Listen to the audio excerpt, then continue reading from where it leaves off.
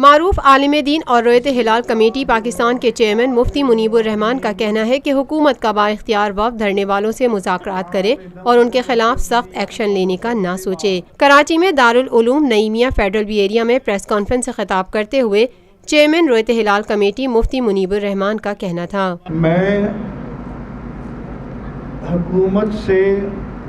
مطالبہ کرتا ہوں کہ اپنا با اختیار وفد بلا تاخیر علامہ سید حسین الدین شاہ اور ڈاکٹر شفیق امینی پر مشتمل 2 رکنی مذاکراتی ٹیم سے فیصلہ کن مذاکرات کرے اور تحریک لبیک یا رسول اللہ کے مطالبات کو زیادہ سے زیادہ حل کرنے کی کوشش کرے تاکہ وہ عزت و وقار کے ساتھ اپنے لوگوں کو مطمئن کر سکے۔ پارلیمنٹ نے تحفظ عقیدہ ختم نبوت اور ارتداد قادیانیت کے قانون کو بحال کر دیا ہے، اس کی ہم تحسین کرتے ہیں اور اس کا کریڈٹ تحریک لبیک یا رسول اللہ کو جاتا ہے۔ مفتی منیب الرحمان نے اراکین پارلیمنٹ کو مخاطب کرتے ہوئے کہا، پارلیمنٹ نے اس غفلت مجرمانہ کے نہ تو ذمہ دار کا تعین کیا ہے، نہ خود ہی ذمہ داری قبول کر کے قوم سے معافی مانگی ہے۔ قوم کی قیادت کرنے والوں اور ملی اور قومی امور میں فیصلہ کرنے والوں میں یہ حوصلہ ہونا چاہیے کہ وہ برملا اپنی غلطی کا اعتراف کریں اور اس پر پوری قوم سے معافی مانگیں۔ یہ درست ہے کہ حکومت کے پاس حالات سے نمٹنے کے لیے قوت موجود ہے،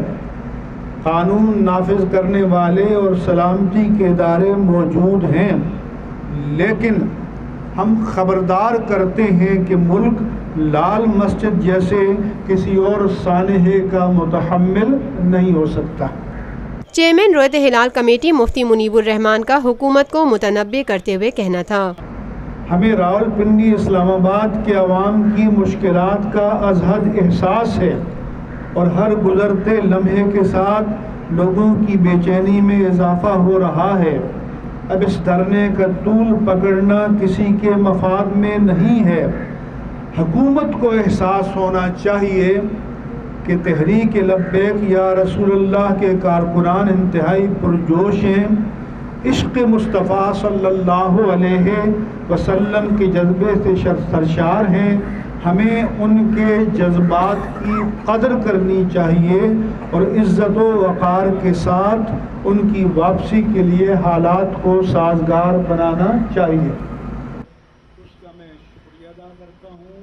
اور پارلیمنٹ نے اگرچہ میں شکریہ ادا کرتا ہوں کہ یا اللہ تحریک لبیک یا رسول اللہ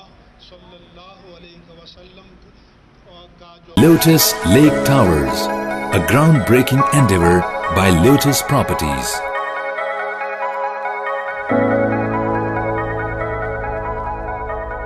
پاکستان بھر میں نمائندگان کا وسیع نیٹ ورک، ہر خبر جاننے کے لیے دیکھتے رہیے TNN TV۔